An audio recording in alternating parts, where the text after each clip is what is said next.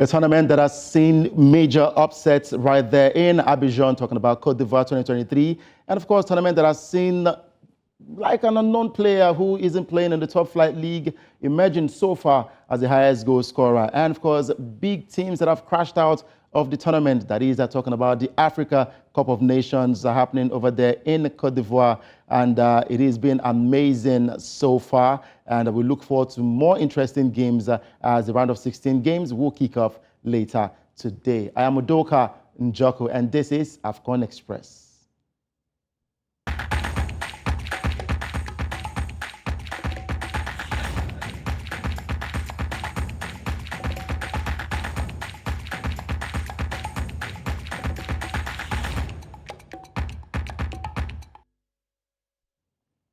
Hello and welcome to the show. Today it is AFCON Express on News Central TV. I am Udoka Njoko, and I've got amazing guys in the studio today. I've got the man I love to call Long John, but he refuses to play basketball. That is John Ojetunde. And I've also got Eniton Obadino in the studio today.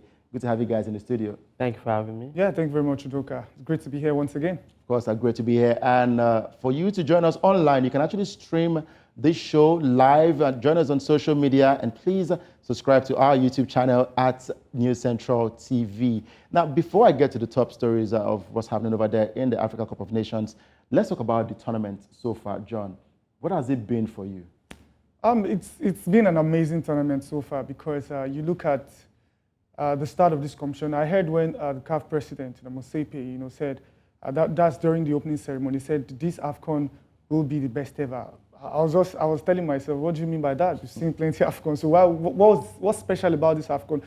Maybe in terms of preparation and putting things together, maybe a bit slightly not top-notch, but in terms of results, I think this is the best AFCON we've seen so far. During your intro, you talked about the fact that a lot of big teams have crashed out. Not many people will think that somebody like Fentuo, that's the Equatorial Guinea striker, will be the highest goal scorer as we speak. Because I'm sure a lot of persons thought, likes of Victor Osimhen, the big names, Mohamed Salah, but that hasn't happened. And too many surprises, Mauritania, Cape Verde, Equatorial Guinea. Of course, some people will tell you that Equatorial Guinea, not surprising because we saw their exploits at the last Africa Cup of Nations. But what they've done this AFCON is building on what they achieved last year. And it tells you that that's a team that is serious and they have a plan to actually usurp some of these big teams. So far, the AFCON has been great. In terms of the fact that we also had, in this same AFCON, coaches were sacked in the middle of the competition. We have about 3 coaches sacked or 4, then 2 resigned. Yeah. I haven't seen that in a very long time. It's been a crazy tournament so far, and for Eniton, best tournament in terms of performance of the football players and coaches, or best tournament in terms of officiating? I think this AFCON 2023 AFCON played in 2024. In one sentence, summing up is that it had it all: ecstasy, joy, pain, and this is why we love football. That's why we call it the beautiful game, because you enjoy the idea behind. First, one of the masterstroke coming to this tournament was the expansion, 24 teams. So we are seeing teams like Mauritania. He mentioned Equatorial Guinea. They've always made it out of the group stage. Every AFCON they have attended, although they might not have attended enough AFCON. But in terms of officiating, it has caught the attention of the world. People are comparing it to the Premier League, asking Premier League referees to come and take lessons from how to handle VAR properly. In terms of the quality of games, stats has taken over football, so sometimes you don't feel the pure raw joy of watching teams go at each other. Something akin to evolution, everything happening at the same time. One moment you are in your defending, another moment you are attacking and scoring. So it had everything from refereeing to the quality of play to the excitement that it gives. Basically, you look at it that the AFCON tournament that has been the dark horse tournament when it comes to continental championship is now the top horse, getting the attention of the whole world.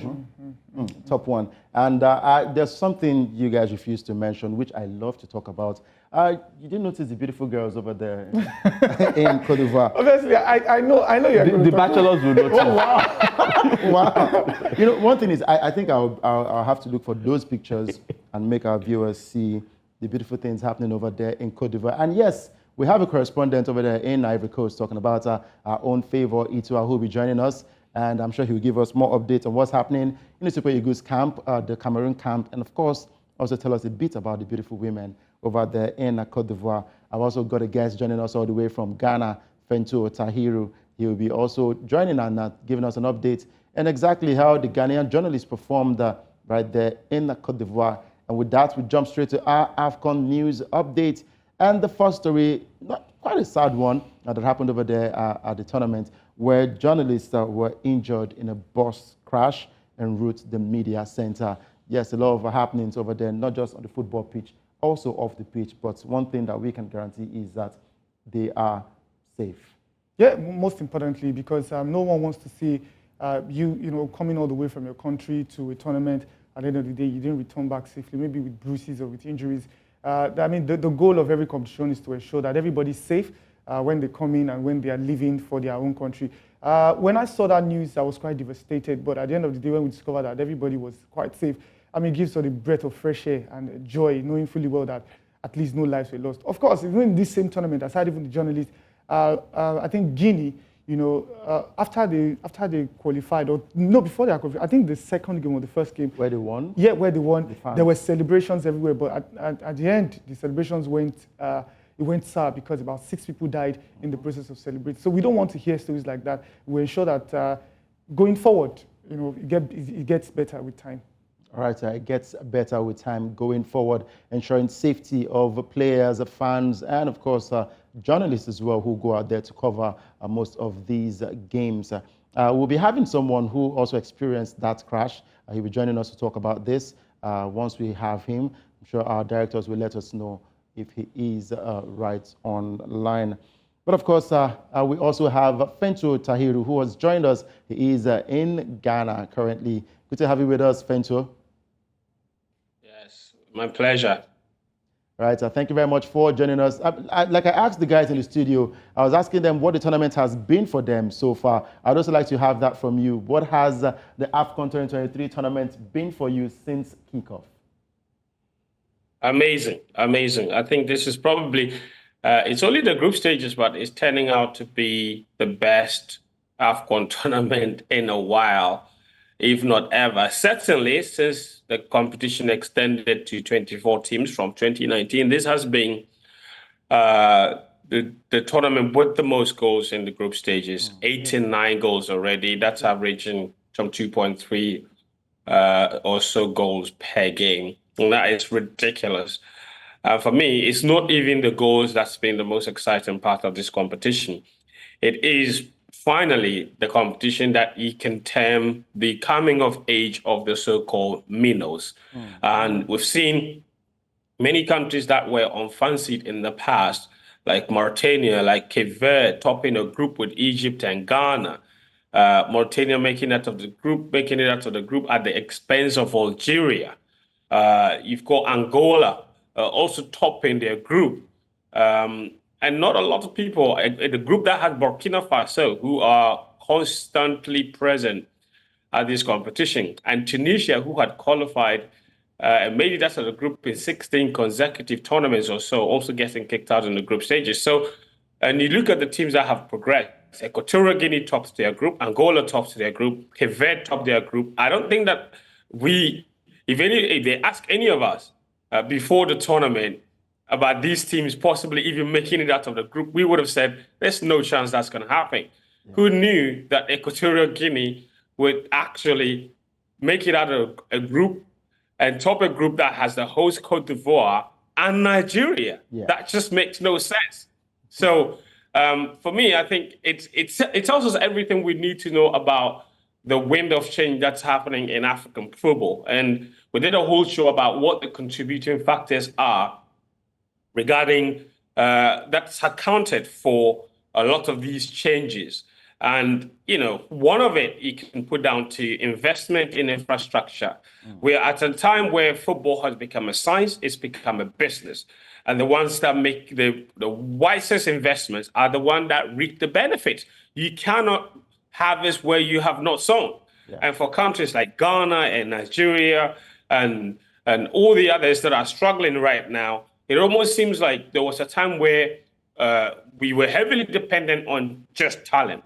we are at a point where talent is no longer enough. If you do not add value to the talent, that talent will not necessarily produce any sort of good results. And for me, I'm happy for Mauritania. They've invested well from their FIFA forward money. I'm happy for Cape Verde. They've done the same thing. Comoros are beating Ghana now every chance they get, even though they're not in this competition. You've seen. So listen, I love what is happening. I think it will be a wake-up call for a lot of the so-called big countries to see that they don't have a right to performing well at the AFCON. And now it really is anybody's game. All right, talking about anybody's game, it's been a tough tournament so far, especially when the tournament started off. We all predicted that most of the big boys were going to make it through the group stage and qualify for the next round. But now a lot of these big boys have crashed out and even fired their coaches. Now, talking about coaches, let's go straight to our second story on the AFCON News Update. It's about Morocco's coach, Walid Regragui, who had a blow-up, of course, when Morocco played against the opponents, the DR Congo, and there was an issue that happened at the end of that game. With Mbemba. Mbemba. Yes. Now, CAF issued match bans and, of course, fines and all of that. But now we're hearing that those fines and bans has been reduced. Basically, I felt that the match bans were a bit over the top. It was a scuffle at the end of the game. They were both greeting each other, and it went off and had a on and off with a lot of players joining in. Getting multiple match bans over that, I felt it was a bit over the top. Fines would have done it for me personally, in my own opinion, because it did not really get that out of hand. Basically, it was nipped in the bud. So overturning is not a bad idea. All right, it is not a bad idea overturning that match ban, but one thing is guaranteed, that if you break the rules right there, of course, the CAF hammer would definitely fall on you. And, well, we'll see what happened with Morocco in their forthcoming games. Now, let's go straight to our third story, and it has to do with the Ghanaian journalists over there at the AFCON tournament when Ghana failed to progress from the group stage. Well, not such a good thing that happened for the Ghanaian football fans and also the Black Stars of Ghana and for the journalists as well. Yes, there was a video I saw that trended all over social media where the journalists were demanding for the players to come out so they can talk to them and have their pulse, feel their pulse on exactly how they performed in that game, especially where they lost to, in quotes, lesser teams. They didn't make it out of the group stage. Fentuo was also, I mean, I saw a video he posted on social media. He wasn't part of them as well. But of course, it was a disappointing moment for all Ghanaians. But the question is, should it be the duty of the journalists to go all out against the football players? Udoka, I was listening to a Ghanaian journalist, after they crashed out of the tournament, and he, came out to say that the Ghanaian national team has become a laughing stock, especially in African football, not just African people, all over the world. I remember him claiming to say that Ghanaians demanded that the national team players should come to Ghana and camp instead of wasting money in Abu Dhabi. But all of these things, it's not something that is just happening now. It's been happening over time. I think it's embarrassing for journalists to start begging players, to talk to them after a game where they lost. They should show some form of emotion. It's not just this. Even the last AFCON, it was the same thing that happened. And Ghanaians are now becoming very impatient with the team at the moment. The Ghanaian journalist even said that the management of the Ghanaian national team, like their NFF, that means the Ghana Football Association, that is more like a cult now.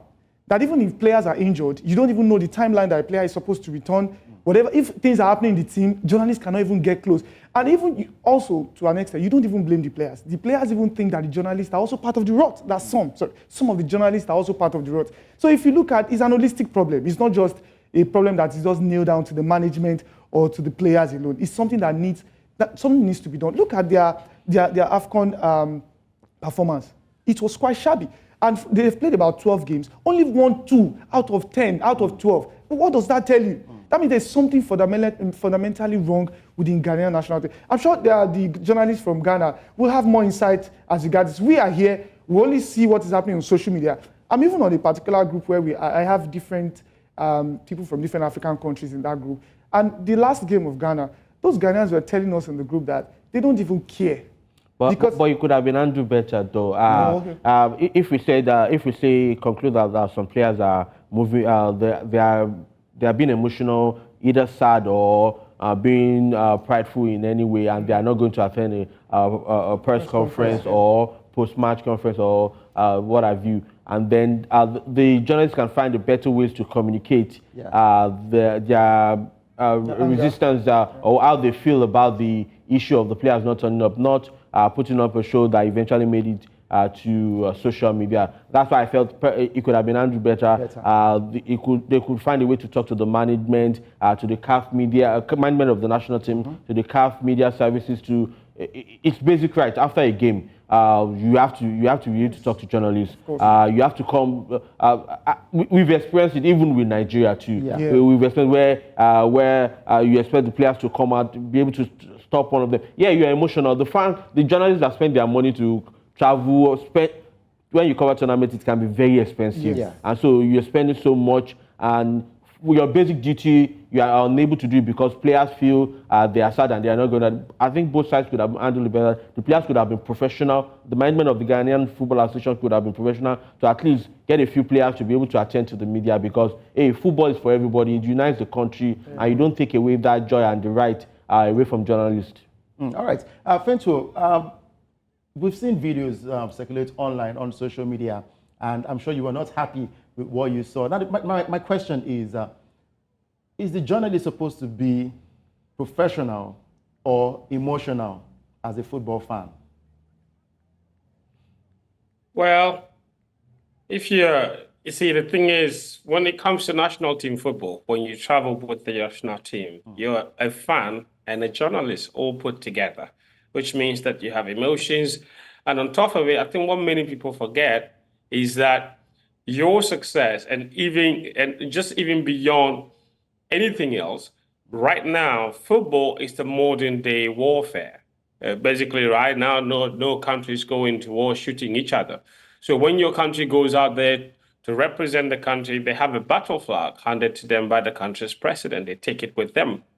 As a journalist, you're there as well. It's a moment of pride when your team wins. You've all covered tournaments before. The feeling when your country wins, even as a journalist, is beyond everything else. There are times you can't even find the words. So I can understand the emotions that journalists invest into national teams because the national team is representing your country and you're Ghanaian first, you're Nigerian first, before anything else. You know, you're not a journalist before you're a Nigerian. You're a Nigerian before you're a journalist. So that's why they don't say journalist Nigerian. You're a Nigerian journalist. So the emotions I can fully understand, and they're people. Now, having said that, I think it's important for you to maintain that level of professionalism and put your emotions in check. Now, you can be emotional, which means that you can cry, which means that you can be sad.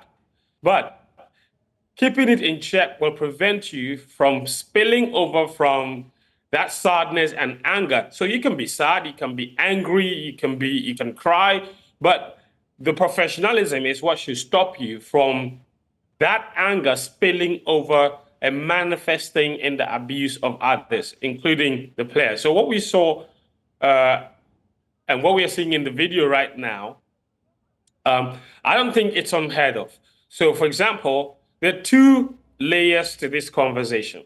The first one is, why are the journalists angry? The journalists there were angry because the Ghanaian players and officials failed to show up for the mix zone, which denotes one thing: a lack of accountability. Whether you win, whether you lose, you deserve to tell the Ghanaian people something. The Ghanaian people are back home, 30 million of them. They all cannot be here. The journalists who are there to carry that message to them. So if you feel that you don't owe the people an explanation, that is wrong. So that's what started this.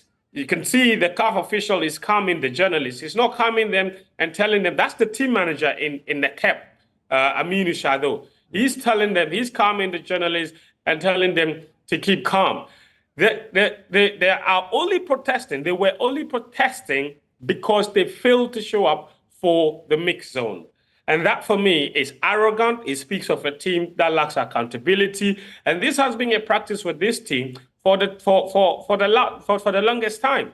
They don't show up for press conferences when they lose. Nobody wants to answer questions. As it speaks now, 6 days or so after they got embarrassed in this game, we are still waiting for an apology from the Ghana Football Association. The Ghana Football Association is an association limited by guarantee, which means that we can control their affairs. But when it comes to managing the national team, they use our taxes to do that. So it's our job to demand accountability. That's the first side of it. So I can understand the reaction.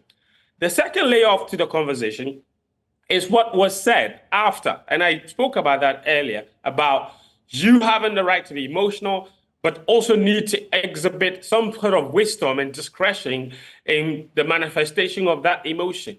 And for me, I think some of the journalists here did not exhibit that. Some of them went outright to verbally abuse the players, and some of them called the coach stupid and all kinds of names.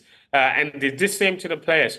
You have to understand the players also have emotions. So some of these things, yes, it didn't go our way. You're angry, that's okay. But you need to keep those emotions in check. Because, and for anything at all, I think the people that really deserved a lot of flack for the fiasco that happened with the players and coaches not showing up for the mix zone to answer questions is CAF, because the mix zone should not be left to the Ghana Football Association. It shouldn't be, and it is actually not a matter of choice. So you can't just decide not to show up for press conferences or decide not to show up for mix zone interaction. It's mandated. It is in the competition regulations. You need to show up there. So the CAF official, I think they were the biggest culprits. They were the ones that let people down.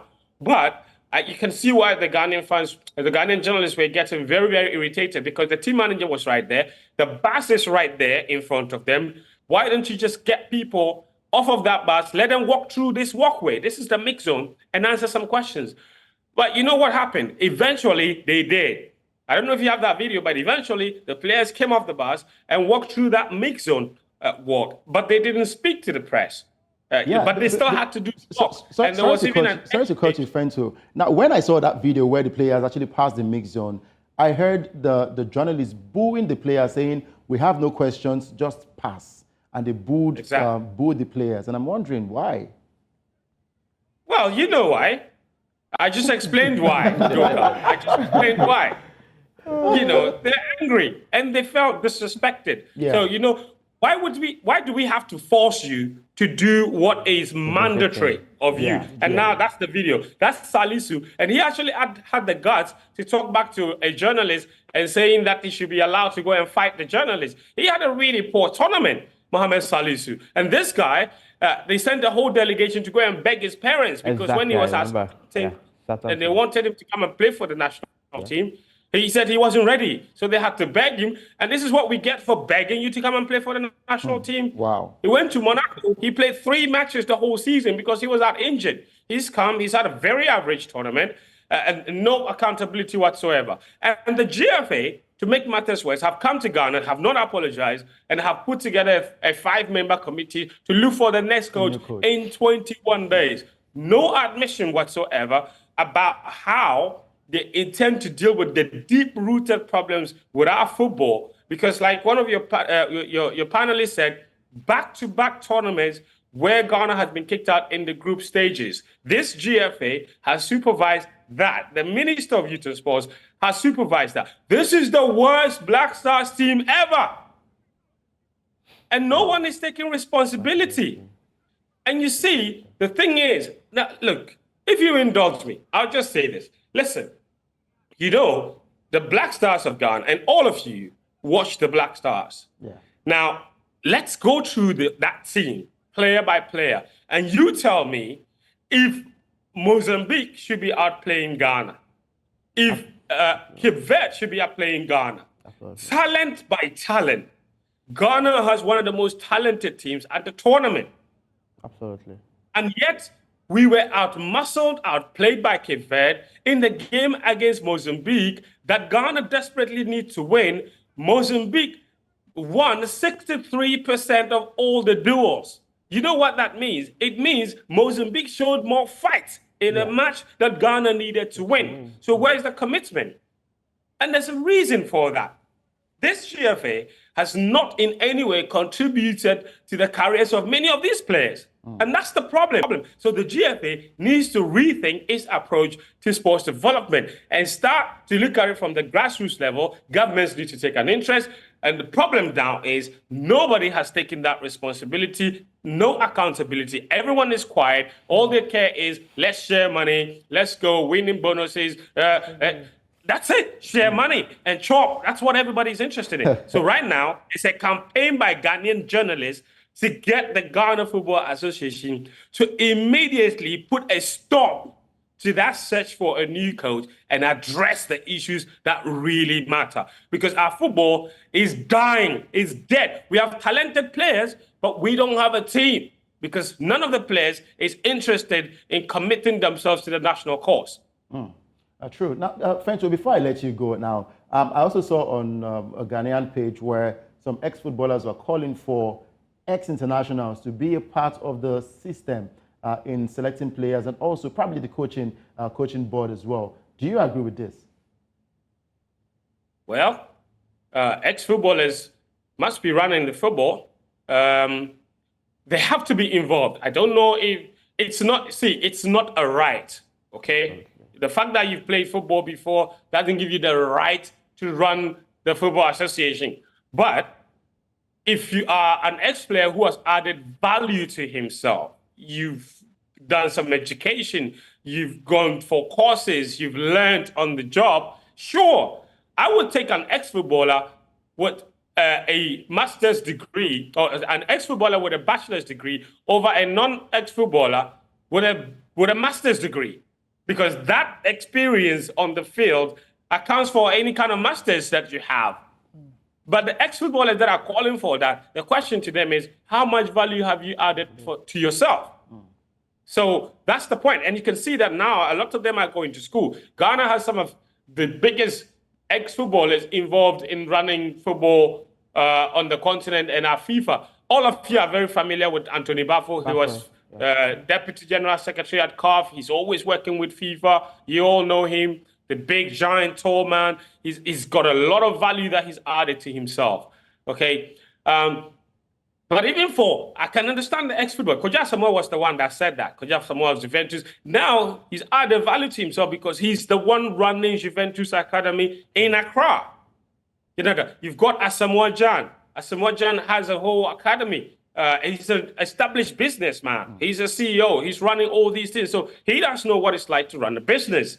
You have Derek Boateng. He's a scout at Right to Dream, which is a global company now because they were acquired by an Egyptian billionaire. You've got Mike Lesson. He's working at FC Nordsjælland as an assistant coach. You've got Otoado, who took us to the World Cup. He's working at Borussia Dortmund.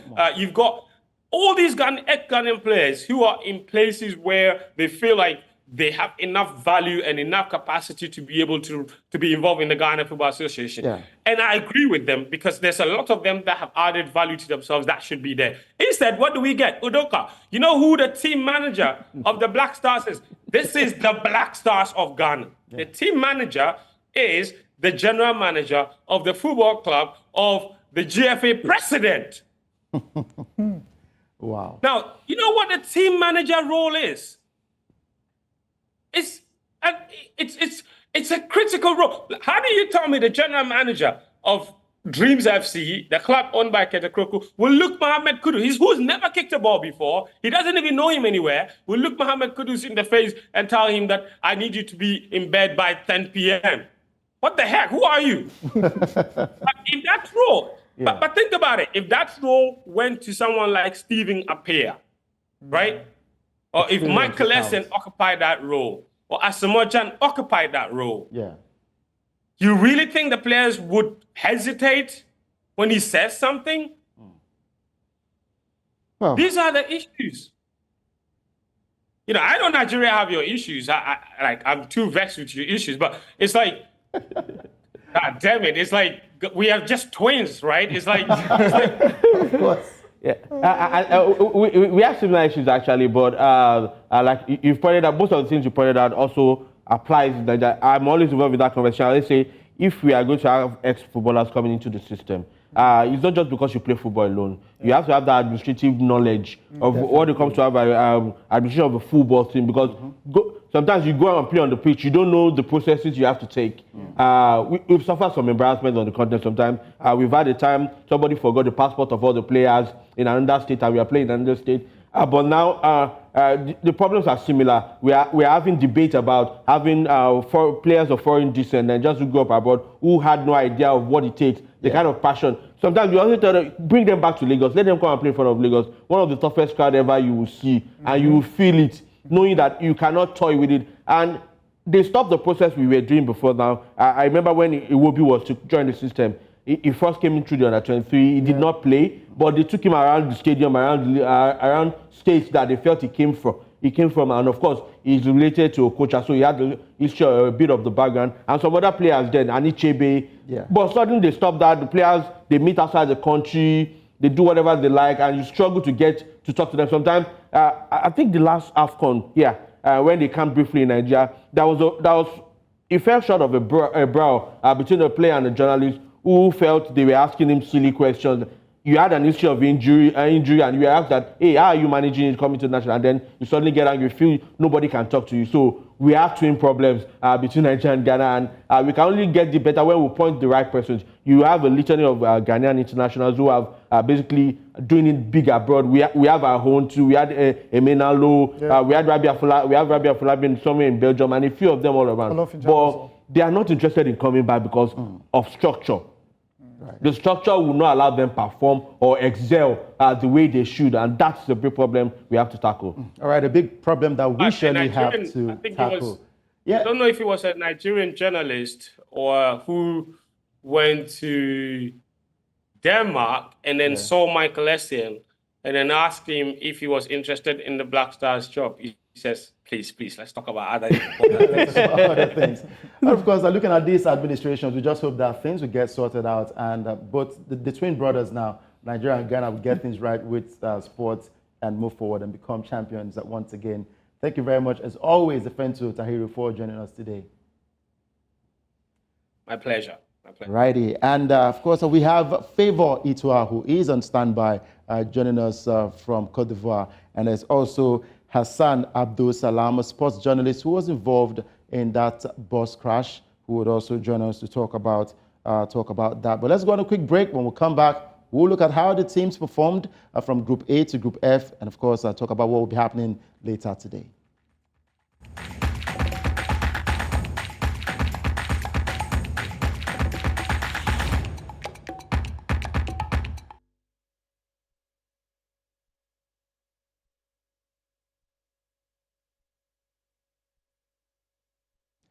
Thanks for staying with us. It is still AFCON Express on News Central TV. I am Udoka Njoku. I've still got Eniton Obadino in the studio, and of course, John Ojetunde right here. And we had Fentuo, who talked about what happened with the Ghanaian journalist over there in Abidjan.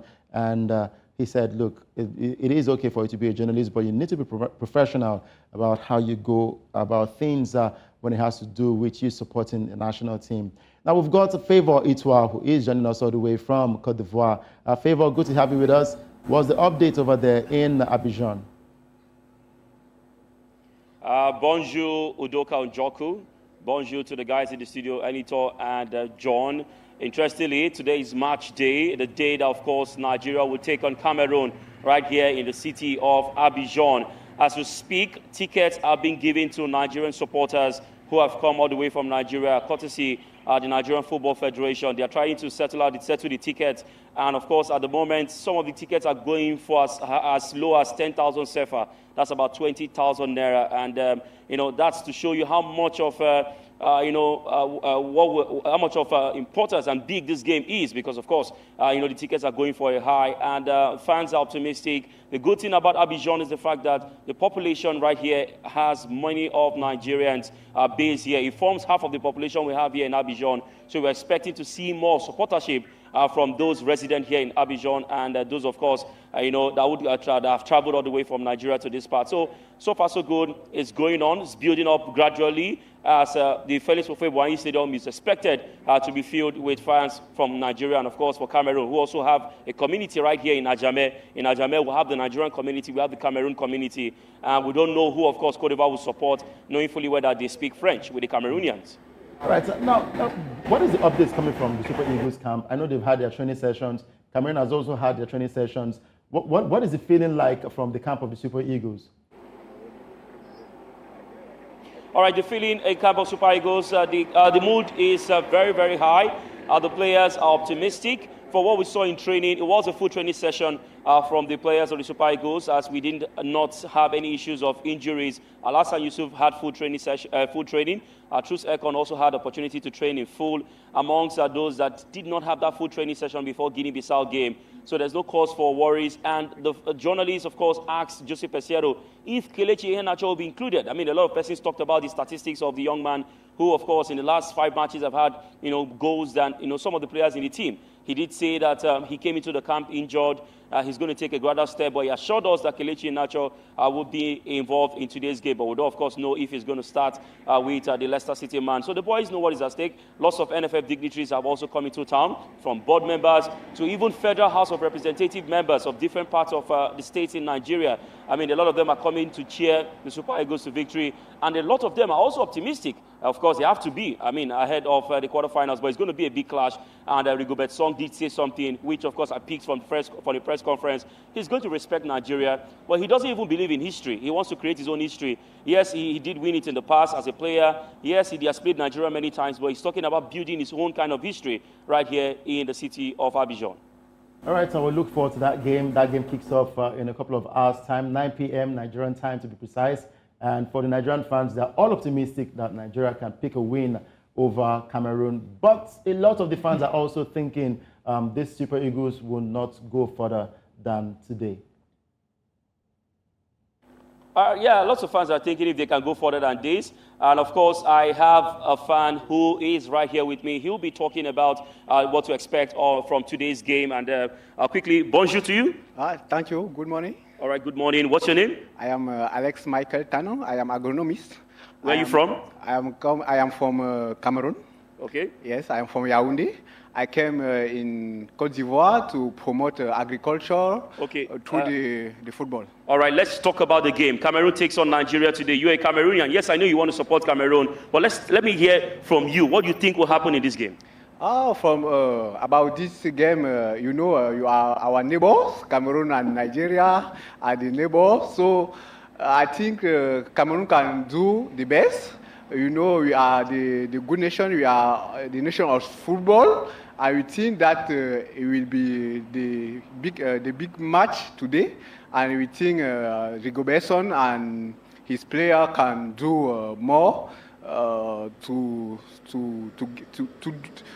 what can I take to get the victory. All right. Now say something in French. Your life right here from Abidjan and in Nigeria. Say something in French to wish your team success. Ok, cher frère nigérian, je sais que vous supportez bien évidemment le Nigeria. Nous sommes des voisins. Je suis camerounais et fier de l'être. Je sais que le match sera assez élevé. Ben, je pense que Rigobert Song et ses coéquipiers et ses joueurs donneront le meilleur d'eux-mêmes pour qu'on ait vraiment un bon match, quoi. All right, so just quickly, for those that don't understand, just in space of 10 seconds, tell us the meaning of what you said. Okay, comme je disais tantôt, je suis en Côte d'Ivoire. In English. Oui, I am in Côte d'Ivoire to promote agriculture through the football. Okay. Candidaire, the project is Candidaire. All right. Anyways, there are a lot of things happening right here. So many things, so many persons are taking advantage of the African Cup of Nations. But nevertheless, it's just the spirit of football as a lot of fans would troop into the stadium. And the good thing is, what I fear for the Super Eagles of Nigeria, yes, they are professionals. But then Nigeria did not have the opportunity to train at match time. Now, Cameroon did train around 8:30 p.m. Nigerian time, 7:30 p.m. Abidjan time. And, at the moment, you did want to say that Nigeria have not played, during that kind of time. They've not also trained at that particular time. How would they, acclimatize? But you did want to say also that they are professionals. But for Cameroon, they had the opportunity to train under floodlights yesterday. We'll see how much of that it will bring to the table. And good news for the team. Also, Visson Abubakar is back into the team, and he may likely start for Cameroon ahead of the game against the Super Eagles of Nigeria. All right, because we do not have much time to talk about exactly what's going on over there with the Cameroonian camp as well, and also the fans. I would say thank you very much, Favor, for joining us. But of course, in our subsequent news bulletins, I'm sure you give us more updates. Thank you very much, Udoka. Merci beaucoup. And for the fan who spoke in French, I think the only thing he said was Nigeria was going to win that game. That's what I understood. No, it was basically trying to say Cameroon is fearless. He believes a bit in their coach. Rigo Besson with his experience, and hopefully maybe they will carry the day. All right, let's quickly talk about the highest goal scorers so far in the tournament. Like John rightly said, Emilio Nsue, who plays for Equatorial Guinea, is number 1 on the list with 5 goals. And I'm wondering, where did this man come from? you need to look at his history. You know, one time he played for Middlesbrough, and I think also Birmingham City. But currently he plays for a 3rd division team in Spain. And most of his time is played as a right back. That's quite interesting to know. For Emilio Nsue, he's a player that has gone through a rough patch. But coming to this tournament, I don't know what the coaches have said to him. I don't know what the Equatorial Guinea fans have said to him that he's so charged up to ensure that he takes his team, to victory.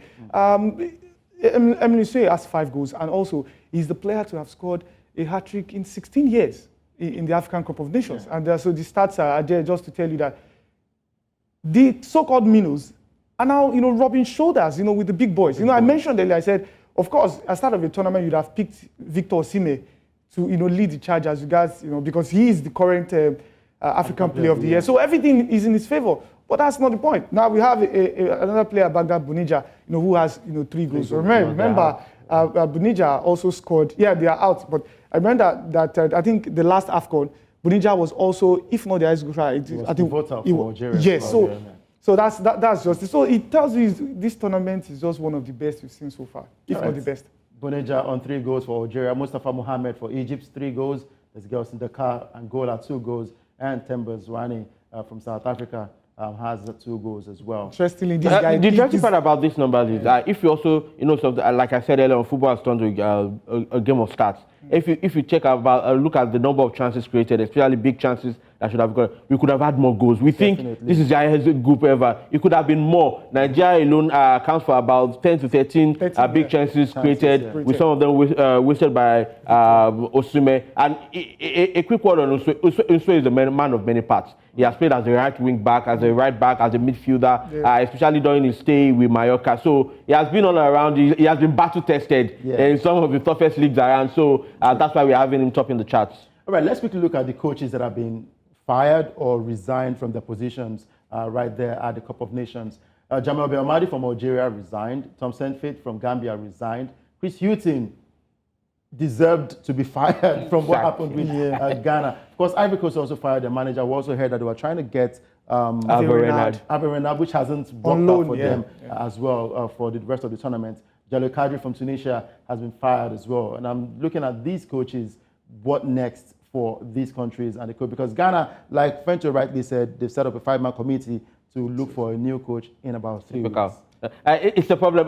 Jamal Belmadi, for me, he has reached his peak. He had done everything you expected for an Algerian who is coaching his national team, took them to the World Cup, performed excellently. I think he has reached his peak. No other idea to add. So I can understand him resigning, feeling he's no longer that motivated to push forward. So Algeria needs to find a good replacement. Tom Saintfiet, it's a bit sad.